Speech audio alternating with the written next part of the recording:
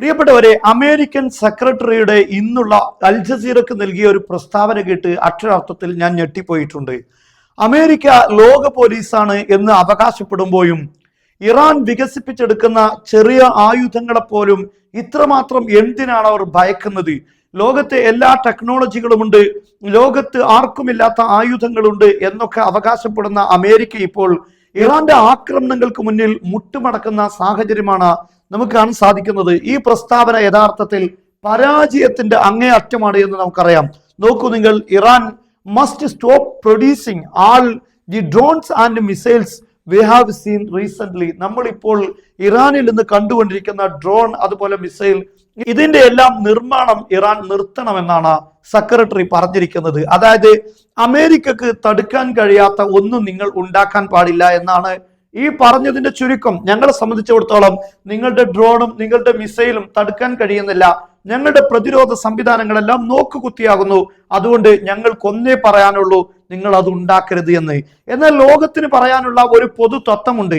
ഏതൊരു രാഷ്ട്രത്തിനും അവരുടെ സുരക്ഷയ്ക്ക് വേണ്ടി ആയുധങ്ങൾ ഉണ്ടാക്കാം, പക്ഷെ ആ ആയുധങ്ങളെ മറികടക്കാനുള്ള ടെക്നോളജിയും സംവിധാനങ്ങളും മറ്റു രാഷ്ട്രങ്ങൾക്കുണ്ടാകാം. അവിടെയാണ് ടെക്നോളജി വിജയിക്കുന്നത്, അവിടെയാണ് യഥാർത്ഥത്തിൽ ആയുധ രംഗത്തുള്ള മത്സരത്തിൽ ഒരു രാഷ്ട്രം വിജയിക്കുന്നത്. അതല്ലാതെ നിങ്ങളൊന്നും ഉണ്ടാക്കാൻ പാടില്ല എന്നിട്ട് ഞങ്ങൾക്ക് നിങ്ങളോട് യുദ്ധം ചെയ്യണം എന്ന് പറഞ്ഞാൽ ഈ പ്രസ്താവനയെക്കുറിച്ച് ലോകം എന്താണ് വിലയിരുത്തേണ്ടത്? അതിന് പ്രധാനപ്പെട്ട ഒരു കാരണമുണ്ട്. അമേരിക്കയുടെ ചരിത്രത്തിൽ ഇന്നാണ് യഥാർത്ഥത്തിൽ ഒരു എതിരാളിയോട് അമേരിക്ക മുട്ടുന്നത്. അതോടൊപ്പം തന്നെ മറ്റൊരു പ്രധാനപ്പെട്ട കാരണം ഇറാന്റെ ആയുധങ്ങൾക്കപ്പുറം ഇറാൻ ഇതിനെ സൂക്ഷിച്ചു വെച്ചിരിക്കുന്ന സംവിധാനങ്ങളാണ്. എല്ലാ രാഷ്ട്രങ്ങളിലും അമേരിക്ക യുദ്ധം നടത്തുമ്പോൾ അവരുടെ ആയുധപ്പുരകൾ, അവരുടെ സ്റ്റോറേജുകൾ തകർക്കുകയാണ് ആദ്യം തന്നെ ചെയ്യാറുള്ളത്. പക്ഷെ അവിടെയാണ് ഇറാനിൽ അമേരിക്ക പരാജയപ്പെടുന്നത്. അമേരിക്കയുടെ ഏറ്റവും പ്രധാനപ്പെട്ട ബങ്കർ ബസ്റ്റർ മിസൈലുകൾ, ഈ മിസൈലുകൾക്ക് ഇറാന്റെ മിസൈൽ സ്റ്റോറേജുകളെ തകർക്കാൻ കഴിയില്ല എന്ന റിപ്പോർട്ടാണ് ഇപ്പോൾ വന്നുകൊണ്ടിരിക്കുന്നത്. നിരന്തരമായി ആക്രമിച്ചു നോക്കുന്നുണ്ട് അവരുടെ ആണവ റിയാക്ടറുകൾ. ഇതെല്ലാം ഇപ്പോൾ അമേരിക്കയും ഇസ്രയേലും പരമാവധി ആക്രമിക്കുന്നു. B2 സ്പിരിറ്റ് അടക്കമുള്ള ഏറ്റവും പ്രധാനപ്പെട്ട ബോംബറുകൾ, ഏറ്റവും ഭാരമുള്ള അമേരിക്കയുടെ ബങ്കർ ബസ്റ്റർ മിസൈൽ ഉപയോഗിച്ച് ഈ പർവ്വതങ്ങൾക്കുള്ളിൽ നിൽക്കുന്ന ഇറാന്റെ സ്റ്റോറേജുകൾ, മിസൈൽ സ്റ്റോറേജുകൾ തകർക്കാൻ വേണ്ടി ശ്രമിക്കുന്നു. പക്ഷെ സാധിക്കുന്നില്ല എന്നതാണ് ഇവിടുത്തെ ഏറ്റവും പ്രധാനപ്പെട്ട കാര്യം. സാധാരണ രീതിയിൽ ഡ്രോണുകളുടെയൊക്കെ ശേഖരങ്ങൾ, ആയുധപ്പുരകൾ, ഇതൊക്കെ അമേരിക്ക ആക്രമിച്ച് തകർക്കുകയാണ് പതിവ്. പക്ഷെ ഇറാനെ സംബന്ധിച്ചിടത്തോളം അവരുടെ അവസാനത്തെ ഡ്രോണും ഉപയോഗിക്കുന്നത് വരെ യുദ്ധം മുന്നോട്ട് കൊണ്ടുപോകാൻ ഇറാൻ സാധിക്കുമെന്നതാണ് ഇപ്പോൾ അമേരിക്കയെ ഏറ്റവും വലിയ രീതിയിൽ പ്രതിരോധത്തിലാക്കിയിരിക്കുന്നത്.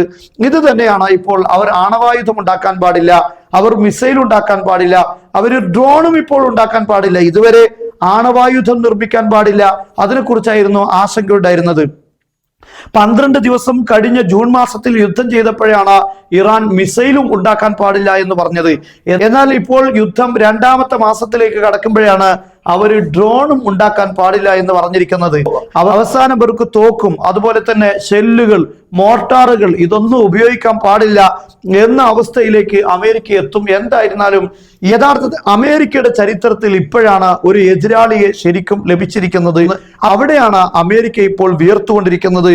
അമേരിക്കയുടെ സർവ്വ ഊർജം ഉപയോഗിച്ച് ആക്രമണം നടത്തിയിട്ടും തകരാതെ തിരിച്ചടികൾ തുടർന്നുകൊണ്ടിരിക്കുന്ന ഇറാന് മുന്നിൽ അമേരിക്ക അടിപതറേണ്ടി വരുന്നത്, അല്ലെങ്കിൽ മുട്ടുകുത്തേണ്ടി വരുന്നത്.